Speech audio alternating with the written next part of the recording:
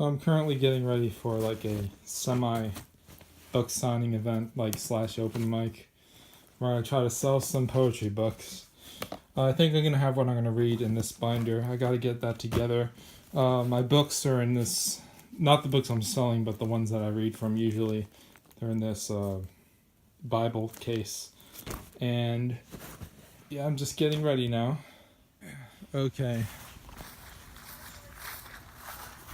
Okay, we're on our way to a the open mic / book selling event. How do you feel about this, Sean? Sounds good. Ready to go? Yes. It's right next to like Prospero's books, but yeah.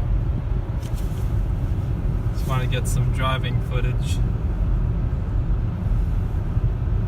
From my 4 books, 3 of them are out already. One is coming out in June. So this poem is about a poet called Mark Balmer, and he recently died doing what he was passionate about, which was raising awareness for climate change. He was hit by a car. I heard the news the other day. The poet who was killed by being hit by a car, and how people on the internet would type the next day that he got what he deserved. And this is because their political beliefs don't align with his. And I said, why should his beliefs matter? He died. Don't you understand what this means? I wrote an entire book about why people need to surgically remove extremism from their minds. And a small part of me believed that people would listen to it, but I'm delusional. I am a poet freed from the chains of dispassion. I'm the only poet who will ever tell you to forget who you are, transcend yourself. Because death is horrifying. Life is the moment before we jump off the cliff and scream because we didn't check where we were falling before we let go. And that was from my book, which is based on another book written by Steve Rogenbook, who was another poet who I really admire. And what I did with that book was I took a lot of his poems and altered them, and also added my own poems, and like it was like a remix of his work. And this is the next one I want to read it's about the same person. It's called Poem from Mark Balmer. I wish I had your experiences, but I rarely leave my house.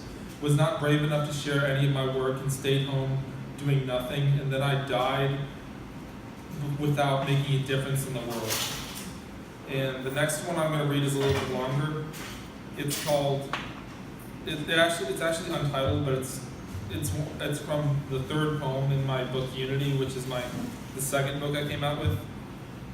And the idea with this book is I take a bunch of people's voices and put them together into one voice to show based on how people have parallel experiences, how their emotions serve as a unifying force. Ella Stern forgets her past. She knows what it is like to live her life alone, and she will never be happy. Unfortunately, she is about to die and fade out of existence. How we face our death tells us the most about who we are. I have only one thing to say that I've been trying to tell you for years. What we have never realized is what matters the most in the world. While we waste time going to class and then working at a dead-end job, we used to hear so much we used to hear so much music, and we understood its meaning, but we have suddenly forgotten. I just started to realize how old I've become. When we don't speak to each other, how can we hope to know anything? The days that pass in my desk job, waiting for the world to implode at the end. The world was celebrating living riotously. No images in my mind, just abstractions that are never viable.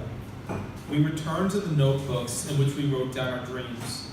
You tell me that you are so incredibly scared of death in the judgment. When I was 10 years old, I felt comfort and peace in the words you said to me.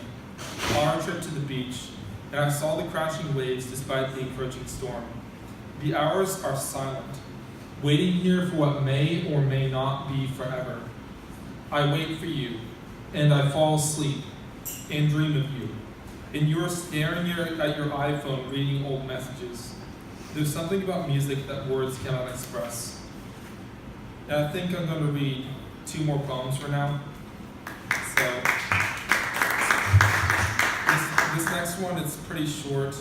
It's actually from my most recent book that hasn't come out yet, but it takes a character from my first poetry book and basically talks about them and brings them back up.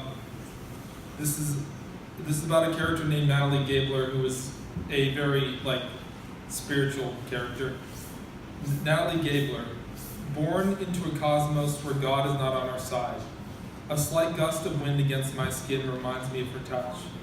That even through the chaos, it's better to watch the world burn with you than to watch it burn alone. And this next one is from the character of Christian, who is another. This is from my first book, Baptism of Apathy, and this is the last poem I'm going to read for today. And it's basically from this character's perspective. We are lectured by the politicians who never lifted a finger to help us, who do not care about the past, the long-lost lovers, who will never walk the face of the earth again. Those with supernatural faith have become a dying race. We are bound with more than blood. We cannot speak or unravel the twist that's become of our hearts. I want the president to know, but she doesn't care about the twist that complicates us, that leads us to tragedy. The power that hammers down on us, smashes us to bits, and I can't think about the peace that is so far from me. Although for one night we had it, for that night we were free. And I still see you next to me. I cannot let go, I do not hold on. I pay my respects at my sister's grave. She never found any kind of peace, totally stunned at the throbbing pain life brings. God himself abandons us. We see what eternity is like for one moment just to lose it all. I told her we'd get out of this. I told her nothing but lies. Still staggered, cannot stay here. We'll never again move on. I lay the flowers on the tomb, flowers that decay. Words we lost when the hard drive crashed. Pictures we will never see. Days go by, and I am here, on the Spelman High School floor. All we need to share the pain, to die in the arms of the ones we love. We are scattered, scarred forever, but we are abandoned in the end. I can only speak for myself, but my wounds will never heal. No divine miracle will ever lift me from this place.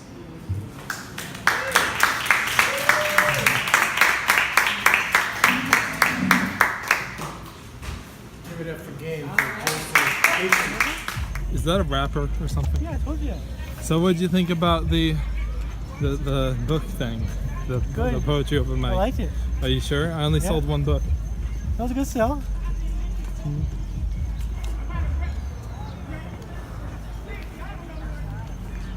I heard the Orthodox Church has a table somewhere. They do? Probably. Up there or over here? You go look. So we're going back to Prospero's. Yeah. You know what I mean? Yeah, it's pretty early for this to end. Because it doesn't get dark till like 8 now. But the main event didn't start till 6:30 though. Is like the DJ the main event? I mean. I guess he's right on there.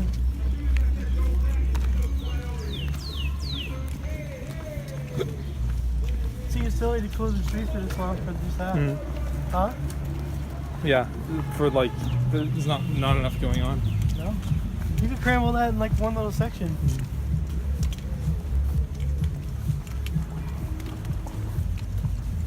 Like I could put my iPhone on and play that music. Yeah. Like, what do you need a DJ booth for? You just need a phone. I mean,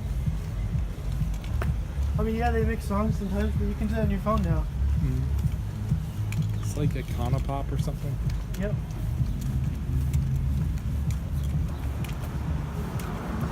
Which way now? Like the main part of the city, look. Okay, it's right there. What you? Okay, this is the longest crosswalk ever. What do you think? I need a thought for the vlog, Sean. There should be a button. Where's the button? I'm making this into a daily vlog for today. Life of a aspiring poet. We just saw that truck. Well, that'd be hard. I mean, well, we're still waiting at this crosswalk. I mean, It's a long crosswalk. I think I just got out of the truck too. You also can't block the side crosswalk. Yeah. Well, we found the button, and now we're gonna cross there. Hopefully. Finally found the button. It was like hidden. There you go. There we go. Finally. So yeah, I'm walking in the woods again, and that was a really chill poetry reading. Like we had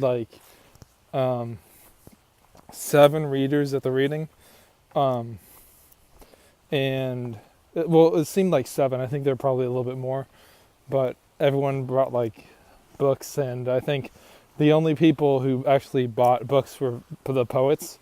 So it wasn't really that productive in the strict sense, but it's always good to get the word out, that like get your poetry out there and get your creative expression into someone else's life. So, and now we're by the river. So, bye.